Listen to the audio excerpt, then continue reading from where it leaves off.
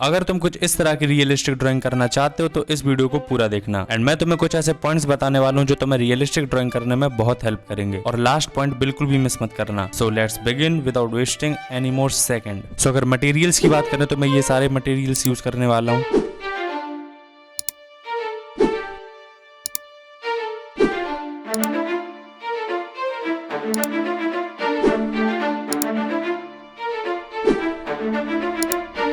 So as you can see मैंने outlines already draw कर लिए हैं, बट फर्क इससे पड़ना चाहिए आउटलाइंस को मैंने परफेक्टली ड्रॉ कैसे करा है। So here's the first point, perfect outline.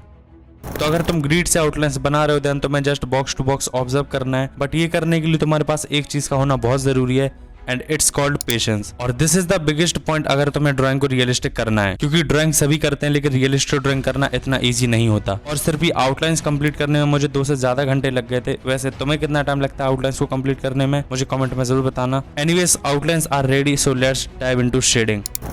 So as you know कि शेडिंग का एक बेसिक सा कॉन्सेप्ट होता है। So here is the second point, shading concept.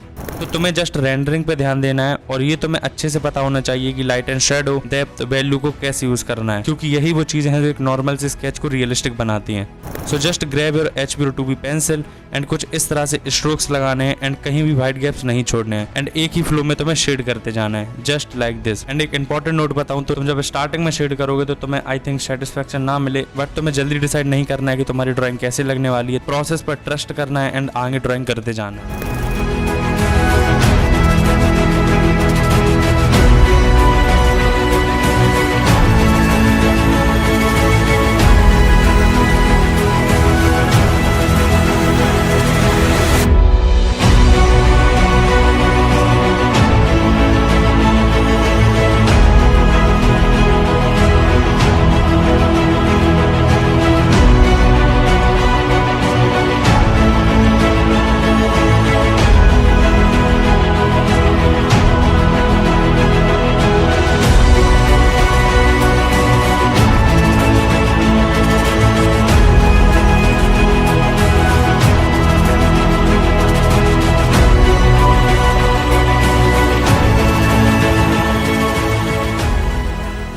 Anyways अब हम बात करते हैं पोर्ट्रेट के सबसे इंपॉर्टेंट पार्ट के बारे में, I mean eyes. So portrait में सबसे जरूरी आई वाला पार्ट होता है। So here is the third point, perfect merge.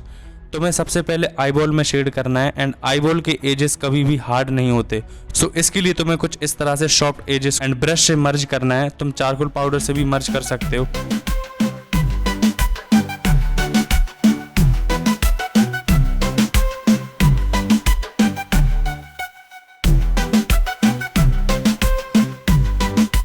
And इसी मेथड को यूज करके तुम्हें चारकोल से आई को शेड कर लेना है एंड आउटर पार्ट्स में तुम्हें ग्रेफाइट का यूज करके उसे भी कंप्लीट कर लेना है।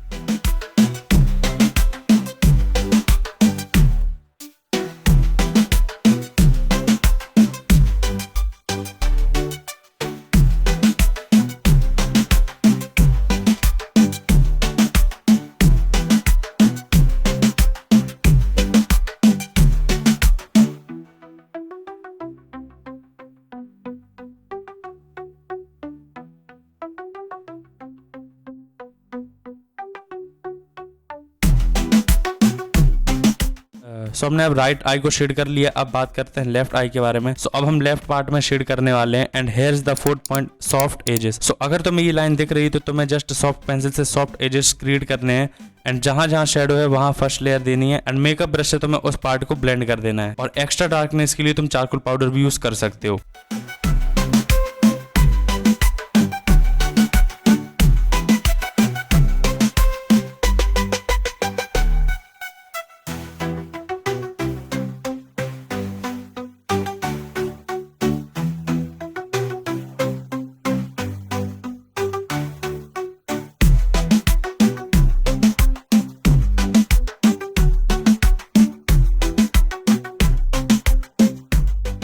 और राइट वाले पार्ट में काफ़ी ज़्यादा लाइट है तो इसके लिए हमें सिर्फ सेकंड मेथड का यूज़ करना है। आई मीन शेडिंग के कॉन्सेप्ट को फॉलो करना है एंड ऑब्जर्व करना है कि कहाँ लाइट है एंड कहाँ शेडो है एंड उसको ही देखते हुए हमें शेडिंग करनी है कुछ इस तरह से।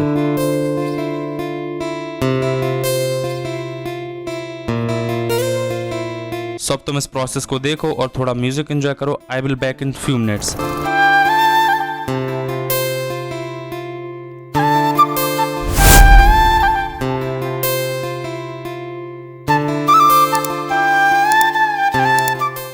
I am back. तो बेसिकली तुम्हें हेयर्स में आई मीन मुस्टैच बियर्ड में शेडिंग करने के लिए स्ट्रोक्स पे ध्यान देना है एंड उसी फ्लो में शेड करना है एंड दैट्स इट। एंड ये प्रोसेस का मैं काफी पार्ट रिकॉर्ड नहीं कर पाया था, सो सॉरी फॉर दैट। तो मैं बस मैंने जो बताया उसी कॉन्सेप्ट को फॉलो करते जाना है एंड तुम्हारा फाइनल रिजल्ट कुछ ऐसा दिखेगा। सो हमने हेयर्स को भी कंप्लीट कर लिया है।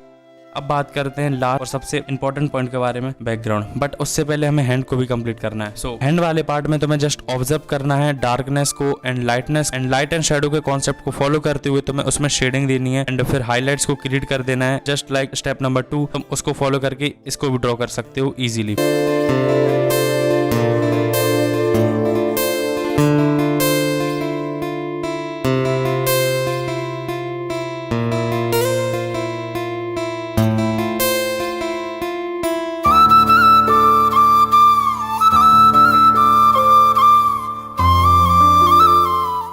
सो ऑलराइट, पोर्ट्रेट में हमने शेडिंग कंप्लीट कर लिया। बात करते हैं बैकग्राउंड के बारे में एंड बैकग्राउंड शेड करने के लिए I am using this charcoal powder. Charcoal pencil से चारकोल पाउडर निकाल सकते हो एंड उसे मेकअप ब्रश से कुछ इस तरह से यूज कर सकते हो। एंड इसको और जल्दी करने के लिए I am using this charcoal stick and इसको कुछ इस तरह से चलाने के बाद इस पर एक हार्ड ब्लेंडिंग ब्रश से मैंने ब्लेंडिंग करी है एंड मुझे फाइनल रिजल्ट कुछ ऐसा देखने को मिला था। सो तुम ये ट्राई कर सकते हो एंड तुम्हें इसे अच्छे से मर्ज करना है कि कहीं पर भी व्हाइट गैप्स ना रहे, क्योंकि अगर तुमने इसे अच्छे से नहीं किया तो बाद में बैकग्राउंड में स्पॉट्स आ सकते हैं। तो तुम्हें उसका भी ध्यान रखना है एंड इसको फाइनली अच्छे से ब्लेंड करने के बाद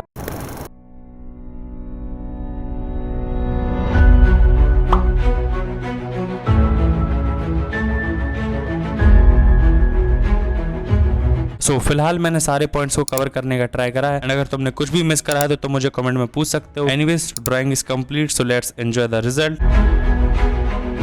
I will see you at another video.